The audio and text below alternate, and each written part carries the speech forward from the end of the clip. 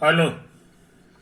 Hello मेरे प्यारे प्यारे दोस्तों, आपका मेरे चैनल में स्वागत है। मेरे चैनल का नाम है मेरे चैनल का नाम है रजनीकांत सिन्हा। ये यूट्यूब का चैनल है। ये जो वीडियो है इसका थंबनेल है BIT टॉपर इन ₹500। 500 रुपया जमा करना मेरे दोस्त, और जिंदगी का लाजवाब सुख भोगो। यही तो बात है। कहोगी 500 रुपया हमें कहाँ जमा करना है कि नहीं? तो 500 रुपया तुम्हें जमा करना है। यही वो यही वो बैंक का एड्रेस है ना, जिसमें ट्रांसफर करना है। रजनीकांत सिन्हा, IFSC कोड है बैंक का, और ये मेरा अकाउंट नंबर है ना। ये 500 रुपया ट्रांसफर कर दो। ये गुरु दक्षिणा है, और ये कंपलसरी नहीं है। इस बात को याद रखो, है कि नहीं? ये शौक की चीज है। ये शौक की चीज है। तुम्हारे लिए जो है हम करोड़ों का काम कर रहे हैं, है ना। तो तुम्हारे तरफ से भी कुछ होना चाहिए, है ना, उसी के तहत। ओके मेरे दोस्त, हम आगे बढ़ जाएं। आगे बढ़ जाएं।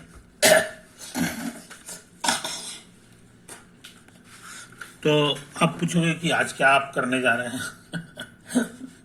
आज हम जो है एक फोटो पहले बना रहे हैं।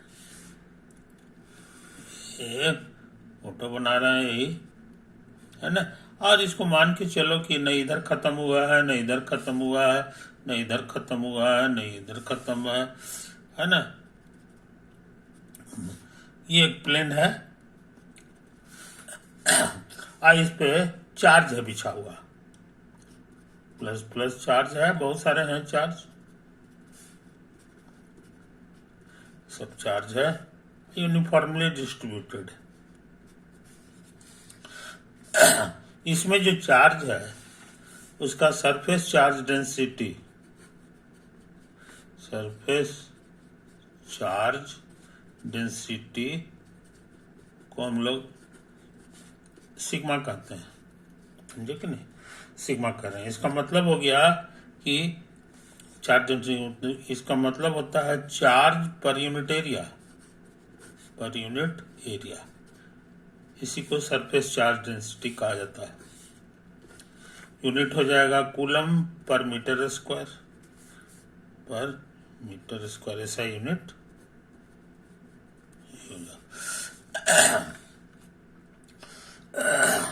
कोई दिक्कत नहीं। अब जो है हम यहाँ पे ग्रीन कलर का गॉसियन सरफेस बना रहे हैं। समझे कि नहीं? जो सिलिंड्रिकल शकल का है। ये ऐसे हो गया, है कि नहीं? ये ऐसे है, और फिर इधर भी है, इधर भी है, ऐसी तरह से। ये इतना इतना ही है, और जितना दूरी इधर है उतना ही दूरी इधर भी है। तो ये हो गया तुम्हारा। यही है गॉसियन सरफेस, समझे? गॉसियन सरफेस मतलब इसी में हम गॉस थ्योरम लगाने जा रहे हैं।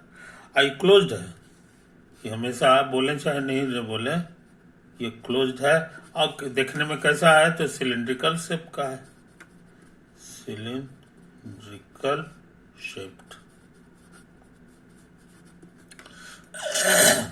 बात समझे? कोई दिक्कत नहीं? अच्छा,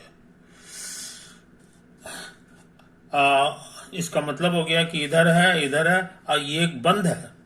ये भी जो है सरफेस हमारा ये क्लोज्ड है, क्योंकि यहाँ लिखे हुए हैं क्लोज्ड सरफेस है कि नहीं?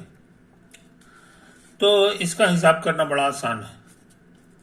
गॉसियन सरफेस में हमको फ्लक्स निकालना पड़ता है, flux over the whole closed surface, closed surface. तो कहोगे कि ये फ्लक्स निकालिए कर्व्ड सरफेस के लिए, कर्व्ड सरफेस के लिए निकालिए, फिर वही फ्लक्स निकालिए दाहिना वाले राइट प्लेन सरफेस, है ना। और एक और फिर फ्लक्स निकालना होगा, लेफ्ट प्लेन सरफेस, समझे।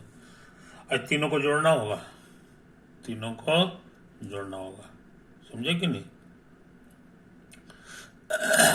और ये कितना होता है, ये गॉस थ्योरम सिखा दिए। ये सारा चीज जो है आपको आ जाएगा क्यू इनसाइड अब बाई एप्सिलॉन नॉट। एक करना है किसका, बाई गॉस थ्योरम, समझे। अब क्यू इनसाइड कितना है तो समझ लो, माने चार्ज जो इनसाइड, तो इधर उधर तो चार्ज है नहीं, सिर्फ यहीं पे चार्ज है ना। इसका एरिया कितना है, इसका एरिया ये हम लोग जो है कुछ मान लें, एरिया ए सपोज कर ला, तो इसका भी एरिया ए होगा, इसका भी एरिया ए होगा, इसका भी एरिया क्योंकि सिलेंड्रिकल है, और इसका भी एरिया ए होगा। आई बात समझ में, यही तो है कहानी। अच्छा, एक और बढ़िया बात समझ लो, एक और बढ़िया बात समझ लो, इस पर का नॉर्मल जो होगा वो इसी लाइन में होगा, इसी लाइन में होगा। और इसके कारण जो फील्ड होगा वो किधर होगा ये बताना भी आसान है, वो तुम्हारा इसी लाइन में होगा, समझे, इसी डायरेक्शन में होगा। कारण क्योंकि ये इनफाइनाइटली लॉन्ग है कि नहीं, तो इसीलिए इसका डायरेक्शन जो होगा जब होगा तो इसके नॉर्मल होगा, क्योंकि टेढ़ा मेढ़ा होगा तो टेढ़ा मेढ़ा जो है ना उसका दो ठो हो सकता है, इधर है तो तुरंत कहेगा कि तो इधर क्यों नहीं है? फील्ड का डायरेक्शन हम इधर कैसे मान लेंगे, इसका जोड़ीदार अभी और है, इसका कोई जोड़ीदार नहीं है कि नहीं। इसीलिए symmetry of the problem so बताता है कि हो न हो इसका फील्ड इधर है। ये हम कैसे जान गए, from symmetry of the problem. तो ये वाला जो दाहिना वाला भी जो फ्लक्स है ये निकालना आसान हो गया है ना, इसको अभी छोड़ दो, वाई कर्व्ड सरफेस, और दाहिना वाला में हो जाएगा ये flux I into A area I into cos 0 degree, क्योंकि दोनों का डायरेक्शन सेम है। तो कहोगे ये फील्ड हो गया आई इंटू एरिया, एरिया की जगह ए लिख दो, है कि नहीं। और उसके बाद क्या लिखोगे, कॉस 0 डिग्री, समझे। अच्छा, अब इसका भी कैलकुलेशन कर लें, तो जो हाल इसका है वही हाल इसका है, तो इसका फील्ड जो है इसके दाहिना तरफ है, तो उसी तरह इसका फील्ड भी इधर ही होगा। ये कॉमन सेंस कहता है कि हो न हो इसका फील्ड का डायरेक्शन ये है, और इसका नॉर्मल भी इधर ही है, आउटवर्ड नॉर्मल जैसे इसका नॉर्मल ही है, समझे। एक तो इसका हिसाब किताब भी उसी तरह हो गया, ई गुना एरिया, है कि नहीं, और कॉस, और दोनों का डायरेक्शन सेम है, इसीलिए 0 हो गया। अभी इसका नहीं निकाला है, तो कुल मिला के हो गया जी, हाँ, ये 2AE हो जाएगा। अच्छा, इसका हिसाब कर लें कर्व सरफेस का, तो कर्व सरफेस का छोटा सा एरिया ले लो, यही हो गया। इसमें फील्ड का डायरेक्शन किधर है, तो इधर है, इसके ऊपर नॉर्मल करेंगे तो वो इधर है, यूनिट नॉर्मल। इनके बीच का एंगल 90 डिग्री है, तो इसके फॉर्मूला में इसी तरह करेंगे तो cos 0 के बजाय cos 90 लिखना होगा, इसीलिए इसके कारण फ्लक्स 0 है। ये क्या है, फ्लक्स बराबर 0, कारण कि यहाँ 90 बनता है एंगल, तो ये तुम्हारा 0 हो गया और ये तुम्हारा 2AE हो गया, समझे। तो कुल मिला के आंसर हो गया 2AE। हाँ, अभी ये नहीं निकाले हैं, एप्सिलॉन नॉट रहने दो, यहां लिखा हुआ है जी, कि सरफेस डेंसिटी इतना है, इसका माने एरिया, अच्छा यहाँ चार्ज, तो एरिया 1 है तो 4 सिग्मा है क्योंकि सरफेस डेंसिटी है, मगर मेरा एरिया ए है इसीलिए इसमें चार्ज हो जाएगा ए गुना सिग्मा, और यही तुम्हारा क्यू इनसाइड हो गया। यहीं पे तो चार्ज है, कहीं तो चार्ज है नहीं, तो ई हो गया ए गुना सिग्मा, समझे? अच्छा, अब हम लोग जो है इसको गौर से देखें, बढ़िया से लिखो फिर से, ए सिग्मा बाई एप्सिलॉन नॉट और 2AE, ए से ए कट गया तो तुमको बहुत अच्छा फॉर्मूला मिल गया है, ई बराबर सिग्मा बाई 2 एप्सिलॉन नॉट।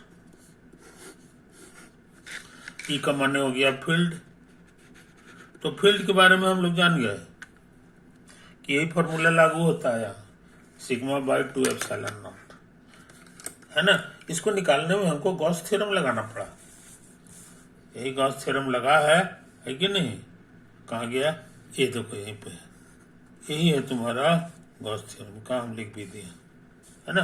तो आज बहुत इंपॉर्टेंट काम किए, बहुत इंपॉर्टेंट काम किए कि प्लेन सरफेस अगर इस तरह से है इनफाइनाइटली लॉन्ग, है कि नहीं, तो उसके इस तरफ भी फील्ड उतना ही होगा, इतना ही होगा, और ये फील्ड जो है ये डिस्टेंस पे डिपेंड नहीं करता है, इसके पड़ोस में कोई भी पॉइंट होगा सब जगह इतना ही फील्ड होगा, तो सेम फील्ड रहता है तो उसको यूनिफॉर्म फील्ड कहते हैं। तो इधर भी यूनिफॉर्म फील्ड हो गया, इधर भी यूनिफॉर्म फील्ड हो गया, इधर का डायरेक्शन इधर है, इधर का डायरेक्शन इधर है, कोई दिक्कत नहीं। तो इसको बढ़िया से तुम देख लो फिर से, है कि नहीं? ये देखो यही सब हम फोटो बनाए हैं, है ना, यही है, यही है, यही है, यही है, यही है, यही है, यही है, यही है, कैलकुलेट होकर लास्ट में ये आंसर आ जाता है कि नहीं? तो हमको उम्मीद है कि तुम इसको अच्छी तरह समझ रहे हो। अब सोचते हैं इसी तरह का एक क्वेश्चन और लिख दो एक क्वेश्चन और लिख दो, समझे कि नहीं? इस बार क्या है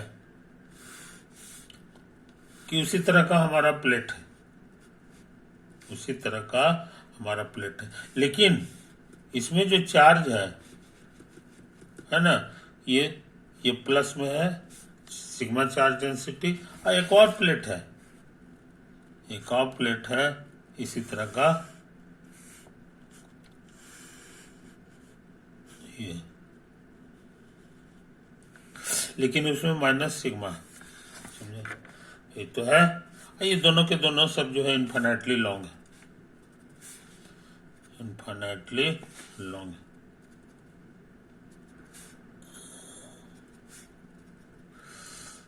कोई दिक्कत नहीं। अब यहाँ पे फील्ड जो है, इधर जो पॉइंट लेंगे, इधर फील्ड जो होगा वो इसके भी कारण होगा, इसके भी कारण होगा, और दोनों फील्ड को जोड़ेंगे तब काम चलेगा, है कि नहीं? अभी मैग्नीट्यूड नहीं लिख रहे हैं, कॉमन सेंस से डायरेक्शन कर रहे हैं, तो ये प्लस के कारण इधर जो फील्ड होगा वो इस डायरेक्शन में होगा,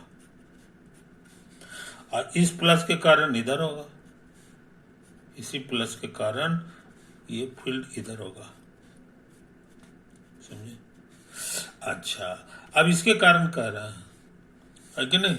अच्छा है कि हम लोग इसको जो है ब्लू रंग से, ब्लू नहीं लाल रंग से इसको रंग दें, लाल रंग से इसको, है कि नहीं? इसके कारण भी फील्ड होगा, मगर उसका डायरेक्शन क्या होगा? ये माइनस है और इंटेंसिटी प्लस का है, तो प्लस को अपनी तरफ ही खींचेगा, तो ये लाल रंग का इधर फील्ड बनेगा। अभी मैग्नीट्यूड की बात नहीं कर रहे हैं, डायरेक्शन की बात कर रहे हैं, है कि नहीं?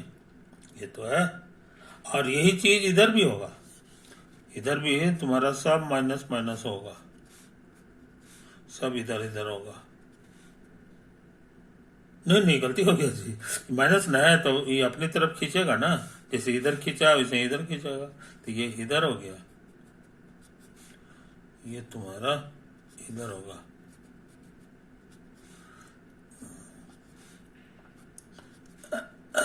इधर होगा, है कि नहीं?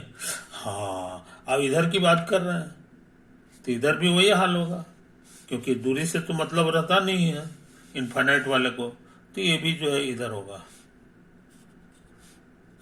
लाल के कारण जो है ऐसा ही होने जा रहा है, और ये ब्लू के कारण इधर है, और इसके इधर भी इधर ही होगा।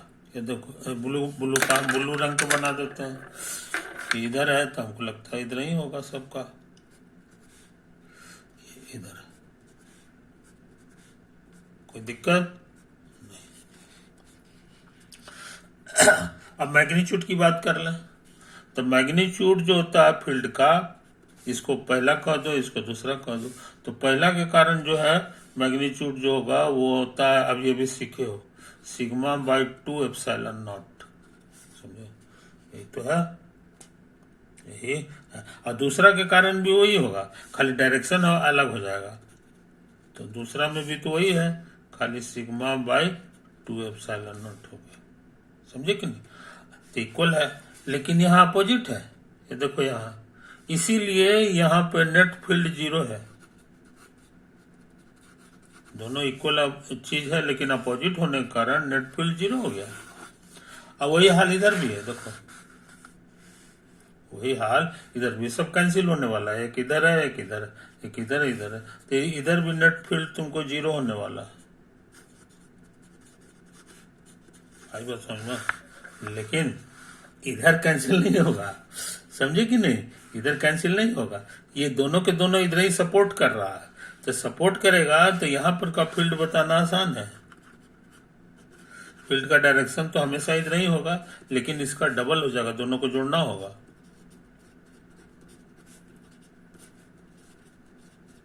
तो जोड़ोगे तो तुमको मिलेगा सिग्मा बाई एप्सिलॉन नॉट, बस। तो फाइनल आंसर क्या हुआ जनाब? फाइनल आंसर ये हो गया कि अगर तुम्हारे पास 2 ठो प्लेट है इनफाइनाइटली लॉन्ग, और दोनों एक दूसरे के पैरेलल है, दोनों एक दूसरे के पैरेलल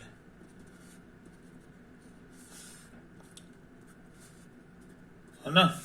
एक ठो में प्लस सिग्मा है और एक में माइनस सिग्मा है, ये तो फोटो था। तो हम लोग सीखे कि यहां पर जो फील्ड होता है,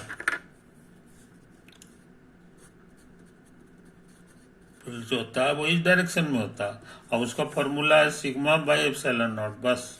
और इधर फील्ड 0 हो जाता है, इधर फील्ड तुम्हारा 0 हो जाता है, कोई फील्ड नहीं है, कोई करंट फरेंट नहीं मारेगा, और इधर भी फील्ड 0। जितना फील्ड है वो इसी दोनों प्लेट के बीच में बंध गया है। और उसका कितना है फील्ड का? तो ये कांस्टेंट है, which is a constant, which is a constant. तो यूनिफॉर्म फील्ड इसी को कहते हैं, यूनिफॉर्म फील्ड। आई बात समझ में? तो किताब वाले कैसे फोटो बनाते हैं सो समझ लो, किताब वाले ऐसे करके फोटो बनाएंगे, ये भी हो गया, और उसके बाद जो है ये तुम्हारा ये हो गया, ये ऐसे से हो गया, है कि नहीं? और फील्ड का डायरेक्शन इधर है, फील्ड का डायरेक्शन तो एकदम सिमिलर बराबर बराबर दूरी पे इसको कर देता है। इधर लिख देगा फील्ड 0, फील्ड बराबर 0, इधर भी फील्ड 0।